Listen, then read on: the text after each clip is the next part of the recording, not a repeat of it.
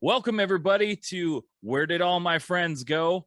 A podcast about life in the music industry. And with me always is my faithful companion, Bear. Yeah, well, my name is Bear. I'm a lead vocalist for Brighter Skies, and we are pop punk pop rock, which kind of gives us the credentials for being on this podcast. Hopefully, we're really basically nobody. Cities Never Sleep is pretty much better, and that brings me to the main host of this show, Pat. Pat, I love seeing your face, man. Hi. I love seeing your face too, buddy. I am Pat Turnowski, Patrick, if you will. I won't. Don't. I am one of the lead singers of Cities Never Sleep and the founder of Unsigned Pop Punk. Which, if you guys haven't checked out Unsigned Pop Punk, which is basically the umbrella of which we are doing this podcast, check out Unsigned Pop Punk on Facebook. You guys got Instagram, got Twitter. Guys, we're trying to build something here. We're trying to build a community of musicians and people who just enjoy music and enjoy fostering a community in the music scene. That's what we're trying to build. So if you want to be a part of this with us, please, by all means, get involved. We want to see your comments. We want to see your suggestions, your input. And if you're in a band, submit some tracks to us at Unsigned Pop Punk. Okay, I'm going to stop that. Unsigned Pop Punk at gmail.com. Guys, this is a chance for us to review your music, put us on the podcast. If you want to be a guest on the podcast, just let us know. We're just out here to build a community and make sure that people are listening to some good music made by good people. Love it. Absolutely. That is exactly what we're here for. So let's start off strong with a super sad topic. Let's go right into it. Yeah, man. Mark Hoppus and his battle with cancer. Man, that came out of the blue.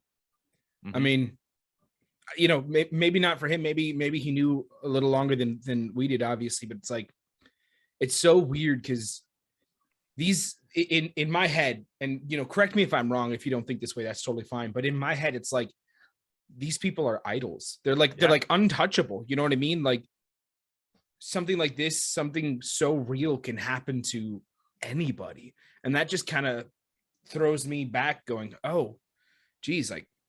They're real people. Like Mark Hoppus is living and breathing right now as we're doing this podcast, as I'm sitting here in this chair. He's somewhere out there, like alive, doing his thing. And it, in some way, it humanizes them even a little bit more, and in a good way and in a bad way. And man, that news was devastating. I was sitting in my bed like at midnight, and Mark Hoppus was trending, and I didn't know why. And I was like, I Googled it, and my heart sank. Dude, this man is so influential to so many people's childhoods, including my own, just growing up with this music, with Blink 182. I'm literally speechless. Right. It took me, so I knew that I really wanted to like share a story eventually. Like once I was on, could wrap my mind around everything on my social media. And it took me a little bit. But I'm going to share that story with you right now, especially if you haven't. Hopefully, this is my first time sharing it with you as well, Bear Man. Hopefully, you haven't seen it too. But here, like, really, like when I saw that, I immediately was like brought back to like my childhood. I guess not childhood, like young adulthood.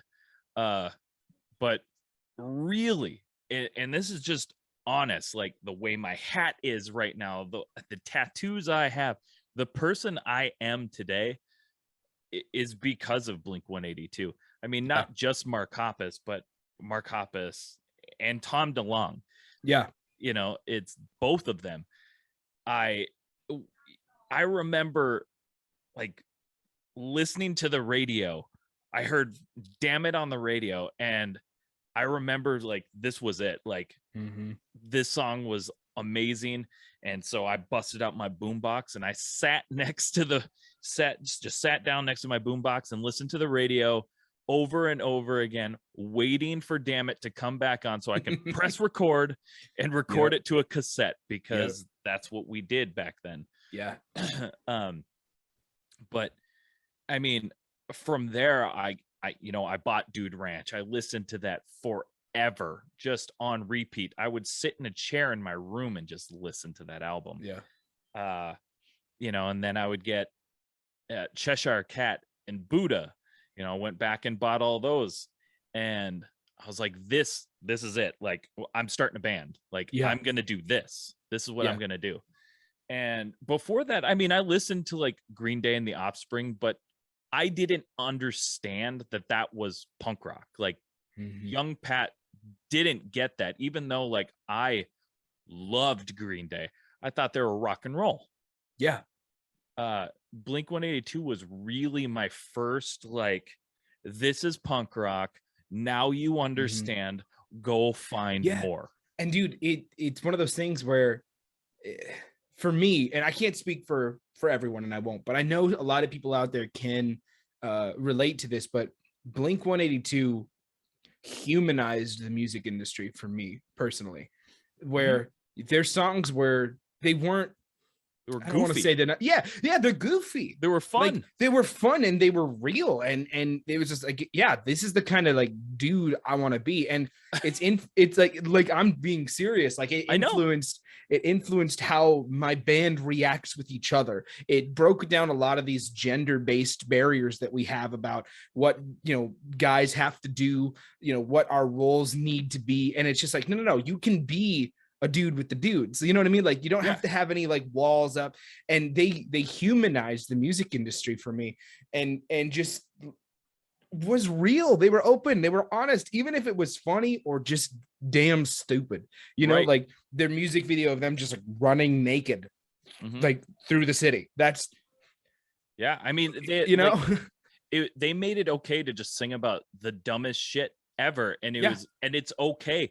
Like, they say, like every song that they had was just like, oh, I do this. Like, they wrote a song about masturbating. I'm like, I masturbate. I do that. I do that. All right.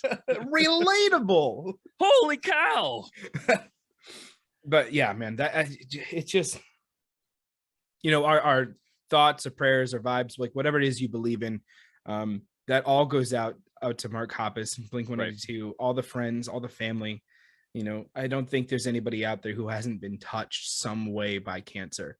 And we opened up this podcast on a relatively sad note, but in a real note. Like, this is a real situation that happens to real people, and it affects everyone in such a real and raw way. But with that said, you know what? Let's twist this around and be a little bit happier. Dude, what was your favorite Blink 182 song? Like, back when you either first discovered them, or even now? Like, because personally, I love their record California. I know that it's a big flop apparently to some people. I love it. But if I had to ask, Pat, give me your best recommendation on Blink 182. What's the one song that's going to make me keep listening to them after you go away? Like, what is it? Well, that I don't know, because I'm a solid true like Dude Ranch guy. Like, I mean, the moment I found out what Dude Ranch stood for, I lost my mind. Like, and I'm not gonna say what it stood for over the podcast, but like, if you can think about what it is, you're probably right. Right. And I mean, to most like Blink 182 purists, it's gonna be like Dude Ranch and Cheshire Cat, all the all the originals, like the OG, all the OGs. I mean, but if you get like 90% of people are going to say the self-titled, right? And which is a great album. It's just not my favorite. No, but it did get everybody, or not everybody, but that's a lot of everybody's first experiences. Right. The people who listen to Blink 182, that's like their first experience, and they go back. They're like, I like this so much, I want to hear what they did beforehand. And so no, dude, that is a solid freaking option. But if you could name a song on that album, what would it be? My favorite song off of that album wasn't on that album. That's fair. Called Not Now. That's my favorite song. It's probably my favorite song of theirs ever. Yeah. It was one of the tracks that didn't make that album, and it's on their. Is that like one of their hits. B-sides? Yeah, their greatest hits. Yep. Yeah, it made it onto the greatest hits. I believe it's the first song off of the album, but that's it, man. Like that's my It's a jam. banger. I a banger. love that song so much. However, my personal favorite goes back to, it would be Josie off of Dude Ranch. I even, like, when I was in high school, there was this like really banging girl I liked, and I had no chance. I mean, I was just a chubby nobody in high school. I'm a chubby nobody now, but like high school, I didn't even have a cocked hat. I had no tattoos. I had Doc Martens. That's, but I remember this girl and I was like, I'm going to try and woo her. So I wrote down the lyrics of Josie and I gave them to her as my own because there's no way she knew who dude, there's was. Yeah. So it didn't work. Moment of silence. Believe it or not, it didn't work. No way. But I made good. Yeah. In the future Pat did pretty all right for himself. Future Pat's solid. There you go. What about you? What's your favorite? Honestly, it's Up All Night. I don't know, like, I don't even know what that is. Which one is that? That's the one that goes, it keeps me up all night. I don't know if you remember that melody, but it starts off like, it's got this like almost like beat down ish riff, which for me, when I first heard it, I was like, this is actually a little heavy for Blink-182. And so, I mean, in retrospect, it's really not. Like, it's not all that heavy, but it was really riffy. And I was super into that. And then it came into this really melodic chorus. I was like, this is it. This is the one. This is off of California, right? No, it's not. It's off of, oh, goodness. You're going to have to make me Google this now, aren't you? Well, you might as well Google it because I can't remember. I'm not one of those that's super great with the names of songs and the names of albums, but if it's off of Neighborhoods, I can support that because I honestly, that's a super underrated album to me. I think that's the one. I'm feeling like an absolute idiot not knowing what album it's off of. That's okay, but Neighborhoods was a solid album. Yep, Neighborhoods. That's the one. Yep. It's a good album. I literally only remembered, I didn't remember what the album was. I just remembered the artwork for the album. And it was the black and white and the cityscape-ish. If you call it a cityscape, it's like a portrait, something like that. But it's like black and white. It's such a good freaking album. I'm just throwing this out there. This is super off topic, but I was just playing with the rubber band because I'm a fidget kind of person. I had this rubber band in my hand, and I feel that if we're talking about Blink-182, this is a safe space for this moment. But I grabbed this, rubbing this rubber band, and I threw it onto my desk, and it definitely went and turned into a dick and balls. So that's awesome. Even the rubber band understood the spirit of this episode. It did.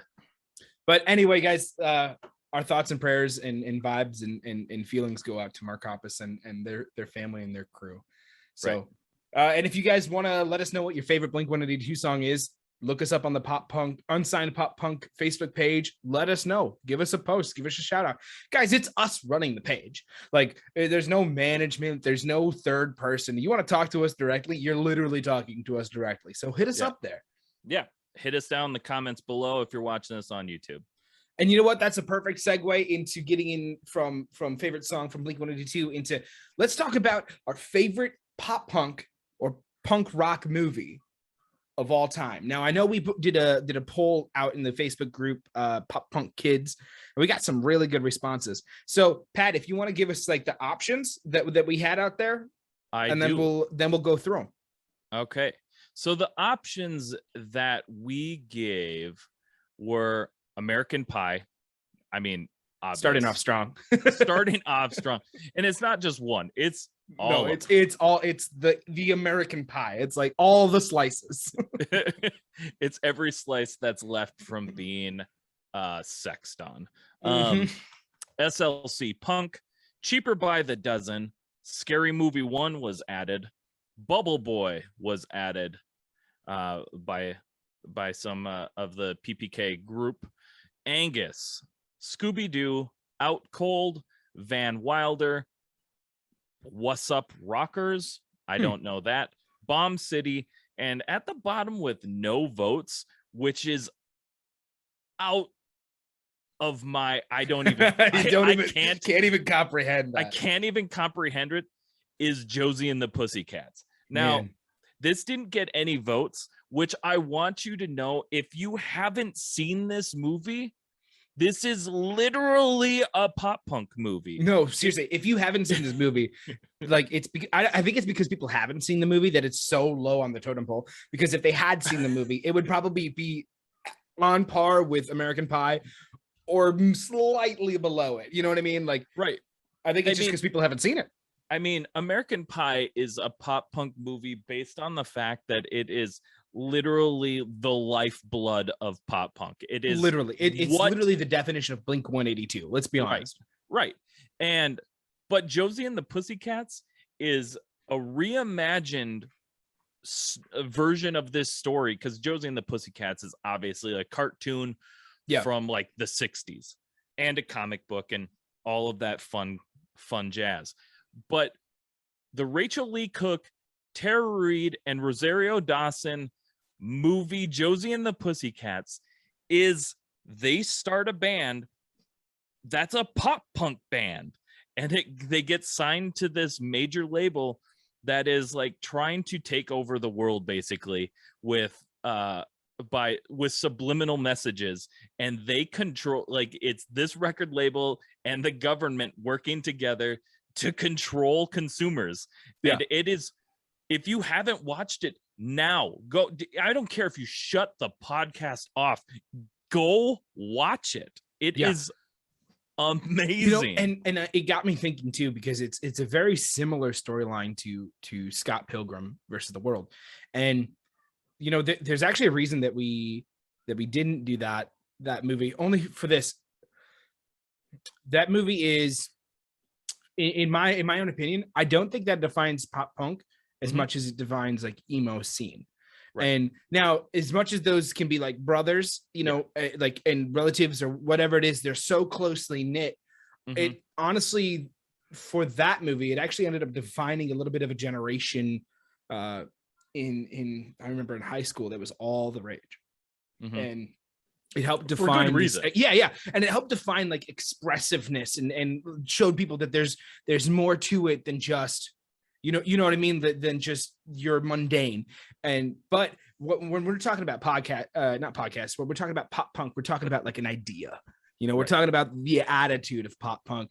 One of the first things that when I first started this band, we were an acoustic duo like so long ago. I don't even like really remember it, but like we weren't really pop punk. We just had pop punk attitudes. We were about pizza, breakups, and sad songs. You know what I mean? Like that's pop punk.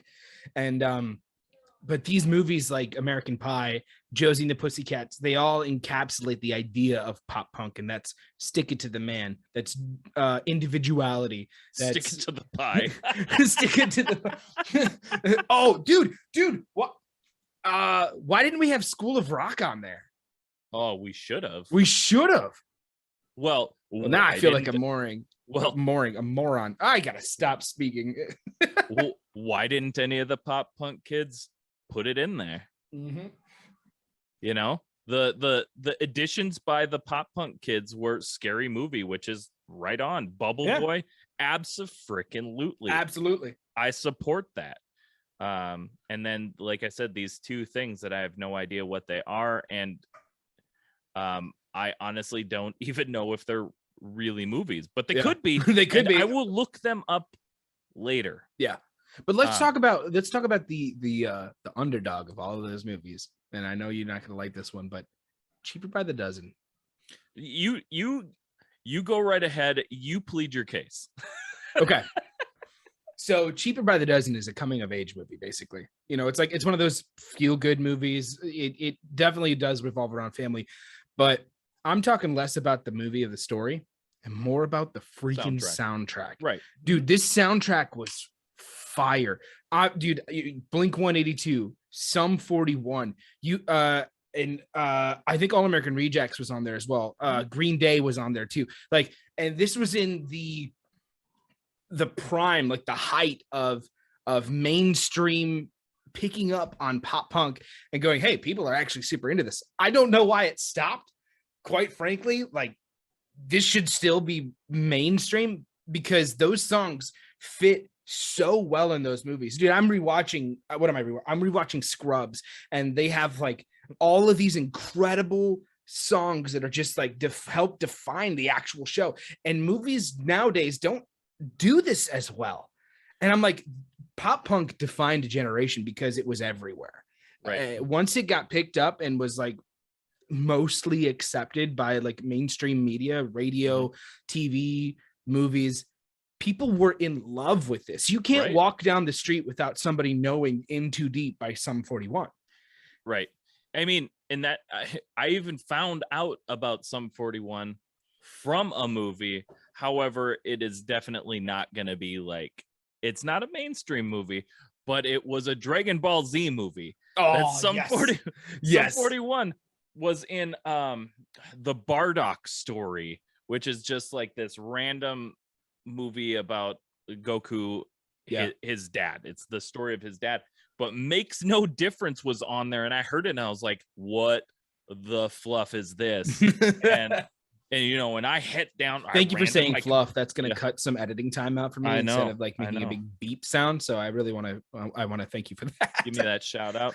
I ran downstairs. I hopped on Napster and I was like, Napster, who is you? And, what the hell? And I found out all I needed to know from Sum 41. And I was ready. Absolutely. But you guys, you know what? Let us know what you think the most influential pop punk movie was. It could be the storyline, it could be the soundtrack, it could be the attitude, anything. Mm-hmm. Guys, we just want to hear from you. We want to interact with you guys. This is going to be so much fun. I'm really excited to do this for the future. But you know what? That all said, let's get into the meat and bones of why we actually do this podcast. We do this podcast because we want to foster a community. We want to build up the music scene, and we want to get people to shows. So let's talk about strategic things that we can do as unsigned bands to either further our career, get onto the next step, get onto the bigger show, or find ways that we can just all around be better. And Pat, I noticed that we had put in our bullet notes for the show, going live on social media while doing an in-person concert. Man, this one's actually really, really tricky. So we're basically on the back end of COVID, right? And COVID was in-home concerts, doing things from your living room. I think the Maine even decided to do like a living room tour or something like that, where they would travel around in their tour bus and just play living rooms, and you could like watch it here or where. I'm not quite sure what the details were, but everything got switched over to this living room idea. And so we're live streaming everything. Like almost every moment of a lot of people's lives are being live streamed. Right. So how can this help and how can this deter? So one of the things that I had come up with in my mind was, when you give people an opportunity to live stream, it may take away their desire to leave the house and actually come to the show. What do you think about that? So I agree with that and I disagree with that. There's a lot of people that just don't like going to shows. For the longest time, I was one of those people. Like, for real, like I love playing shows. There's something about it. It's magical. But for real, like I went to a couple shows when I was younger, and then I had like a 10-year gap of not ever going to a show unless I kind of had to. I don't love being touched. I get anxious around giant groups of people, especially like being alone. I get scared of getting lost. Yeah. You know, I have a lot of those like weird fears. And for the longest time, even with cities, like this was an idea I had. I was like, why don't we just do this? We can go live. Anybody can watch us anywhere. And then, they were always like, no. Yeah, there's always somebody in the band that just doesn't think that's a good idea. There's always naysayers, and I won't tell you who they are. but let's be honest, like the naysayers, it's an attitude. Everybody is a naysayer at one point or another with different ideas. I've been a naysayer on it, and I've been proven wrong many times. You know what I mean? But I don't know. I think it opens up an opportunity for those people like me, that were scared of being out in giant crowds, being like scared of being hurt. Like, I want to be in the front row, but I don't want to get smashed to pieces. Some people love that. Lots of people love that. I'm not a front row person. I'll sit in the back and stay dry type person. Yeah. And I think it gives those people an opportunity to be able to support the band that they love, without having to be there. And or just if you just can't make it, or if a tour isn't coming to your town, which happens all the time. I'm up in northern Minnesota. Nobody comes up here. Like, you got to go into the cities to get anything good. Yeah, the closest one is 2.5 hours away, and that's not something I can do on a Wednesday night. Yeah, but I can turn on my TV. Yeah, I can turn on my computer. So it gives. Yeah, I guess it's all like situational. Yeah. I mean, definitely we need to get people back out to shows, a sense of normalcy, people not being scared to leave their homes. And I think we're doing okay. I mean, there's obviously still people that are, very skeptical and are scared with good reason. Yeah, with good reason. Super good reason. And so for now, I think this especially helps them out and gives them an opportunity, because have you done any of these live streams yet? Have you watched one? I have, yes. Yeah. Okay. So like I've done at least 50% of the MXPX live streams. Yeah. And that's super exciting because I've never got to see MXPX before. I've never had the opportunity. Well, I have had opportunities, but right. But you never got to, like, it never happened. Yeah. I was a wiener, and so I've got the opportunity to see them, like, quote unquote live a few times now. And that is one of the best things to me. And right at the start of the quarantine, Newfound Glory was one of the first people as well. Newfound Glory and MXPX, they're like, what? We can't do shows? Screw that. We're gonna we'll just do it. And honestly, there's been a lot of people who have turned to TikTok to get. I mean, our band of Brighter Skies, we turned to TikTok and we do acoustic like covers of nostalgic songs, and there, even in that, there's this sense of support. There's a sense of community with doing this, and we've built up a little bit of a following there. And these people are now telling us that they want to go to our shows when we go live, and that's exciting, man. It's awesome. It's awesome. And here's the way I always think of it. You're given a toolbox.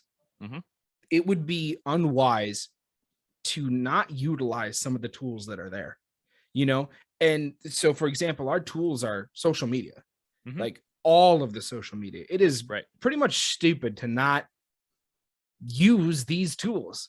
Now, in whatever frequency that you guys decide is best for you or fits your schedule, that's totally on you. But utilize these tools, because there are too many bands out there that aren't. And man, I'll tell you what, going live is one of the easiest things you can do. If you're just trying to engage with people, you could be having them ask you questions. You could just be sitting there. I go live on my TikTok, literally just doing studio sessions. That's what I do. And it's awesome. I get to ask questions. I get to answer questions. Sometimes depending on if my client is like into it, they'll be a part of the thing too. And it's just another way to foster that community and build it up. Right. It's smart. You gotta do stuff. Yeah. And like, you can't just sit there. Nobody's going to do it for you. You can write the best song. You you can have right now on your computer, listening to it in your headphones, you can have written the greatest song in the world. Ow. But if you don't do anything with it, no one's gonna hear it. Yep. No, you gotta do stuff. You gotta put in the work. You really gotta put in the work. And guess what? You can't just putting a song out on Spotify, Apple Music, Deezer, throwing a video up on YouTube. Guess what? No one's still gonna see it. Yeah, you have to put in the legwork. And that's honestly, that's even what this podcast is about for you and me. Like, we're in, I'm not going to say unsuccessful bands, but we're in small bands and we're trying to do the work. This is us putting in the work, trying to foster a community of good people. Like I said before, good people listening to good music. Right. Like, that's what we're trying to do. And that's what we're building when we have guests on the show, when we get you guys' music on the show. Like, I can't tell you how excited I am to be able to do the band of the week. Like, right. I know this is in our first stages and we're kind of figuring this out a little bit as we go, but we have these solid ideas of doing band of the week and voting and having these really fun community projects, I guess I would call it. Right. This is what that's about for us. So, if you're wondering what you got to do next or what the next move is for your band, if you need help, if you want to ask us questions about what you should do, let us freaking know. We want to be a part of it. We want to help you in your journey. And look, we don't have all the answers. We're just two dudes sitting in our studios right now. That's all, That's it. But yeah, we can help in some way. I mean, I've got ideas. I'm an idea guy.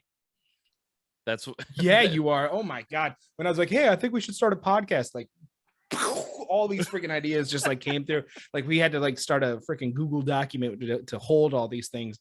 Oh man. Like, Pat is your idea guy. If you need something done, Pat's got a plan for it. He's already thought 3 steps ahead. I mean, I may not be able to do it for you, but I can come up with some some ideas for you. Mm-hmm. I guess things that you can do. And you know what? That actually brings up a really good point is get off your butt. Yeah. Move it. Yeah. Do it. Because like Pat said before, nobody's going to do it for you. You got to take control. You got to take charge and do it yourself. And, whether that means promotion on your social media, reaching out to people who know more than you, whatever that form takes, get off your butt. And I know I'm sitting here giving this advice, dude. I got to take it myself. Like, we just came out of COVID. I think I sent 3 booking emails 2 weeks ago, and I was like, I haven't done this in forever. Like, this is going to take some practice to get back into this rhythm. But you guys, you got to do it. You got to do it. And you're not alone. We're here. We're right there with you, going through the trenches. Exactly. And honestly, like, that's what I started Unsigned Pop Punk because nobody cares. And I'm not, here's the thing, like, people care, obviously, like, we care. Yeah. And we have we're so blessed to be in pop punk because so many people really care in pop punk. I think pop punk has one of the greatest scenes and communities. Everybody is typically pretty friendly. Yeah, and for the most part, uplifting and encouraging. Right. And I started this because I know from experience, from being in a band for the past 15 years, that nobody really cares too much if they're big. Once they get to this like certain point, like that's nice. Thanks for I'm glad you reached out, but I'm probably not going to respond to you. Yeah. It's a tough gig out there, and I know that, like, when booking or just trying to hit up bands for shows, because you need help. But I mean, every time I send an email, 9 times out of 10, I don't get a response. Yep. And when I started Unsigned Pop Punk, I just want to be that response. Mm-hmm. I want you to know, if you're going to message us, you're going to get a response no matter what. And yeah, no ifs, ands, or buts. Yeah. No matter what, I'm going to get to you. I'm going to do my best I can to help you in any capacity I can, because I know what it's like for someone to just not give a shit. Yeah. And I want to be that person that cares. I want to be able to be that person. If I don't have the answer, I want to direct you to somebody who does. Yeah. Yeah. And that's what I want. Yeah. Yeah. Honestly, man, I think that's the perfect way to sum this whole thing up is we care and we want to be the change that we want to see. And that's what we want to inspire you guys to do is we want to inspire you to be the change that you want to see in your local music scene. Go to shows, support the bands, pay for the merch, pay for the tickets, bring a friend. I want to be able to make concerts and live music the new date idea, the new it spot. There's nothing sexier than getting out there and dancing and sweating.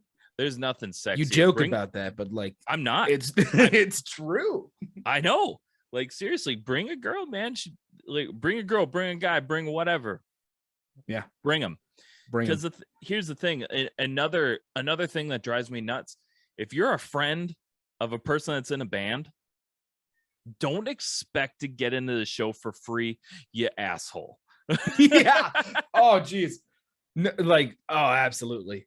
Absolutely. Look, I've got some friends that I'm always gonna let in.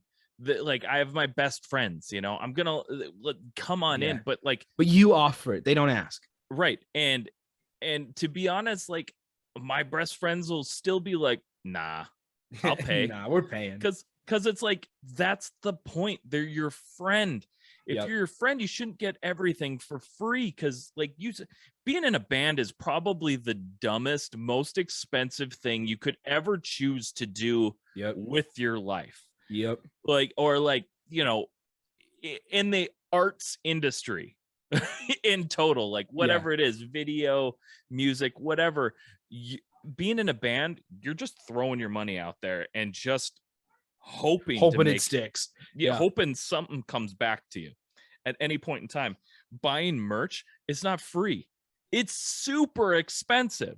I mean, paying the artist to make it, you have to do all that stuff before you ever possibly get a return. And that's a great point too, is if we're saying this about, we don't ask our friends to come in for free, we're not asking our artists to cut us a deal. No, we get it. We're this is their livelihood. We're going to pay them their top dollar to do what they do for us. We're not going to cut any corners because if we don't practice what we preach, we're no better than the other guy, With that being said, I'm going to cut in here and I'm going to give a little shout out to Lawrence Crow, the artist who does all of my stuff because he's the fucking coolest dude. Yeah. I love him. Well, I mean, if we're doing shout outs, let me give a shout out to True. Go get your stuff by him. Go get your stuff. Go find him. Go things. Find him. Okay, you're up. Okay, so my shout out goes out to Trevor Scary with Shred Design Co. You can find them on all their social media. Trevor does 90% of our designs and our single artwork covers and all that jazz. The man knows what he's doing. It is incredible. He does amazing work. So we just want to give those guys shout outs. And you know what? They're worth every freaking penny. Freaking penny. Absolutely. Whatever they ask, say yes. Say yes. Just say yes.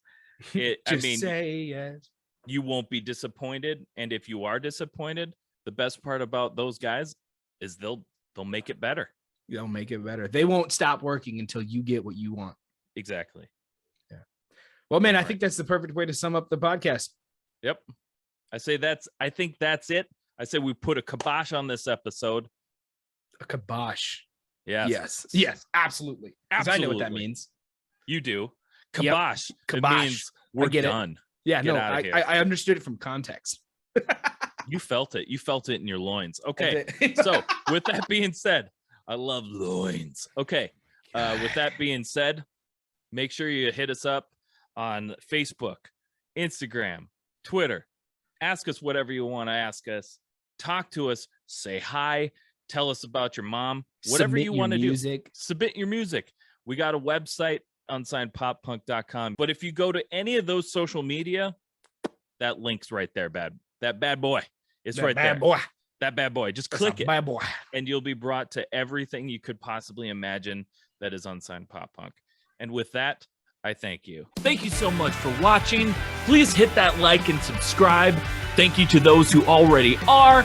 Check us out on Spotify, Apple Music, or anywhere else you stream your podcast. If you're in the position to help us grow, head over to our Patreon at www.patreon.com/unsignedpoppunk. Let us know in the comments below who you'd like to see on the show and what other content you'd like to see. Thanks so much.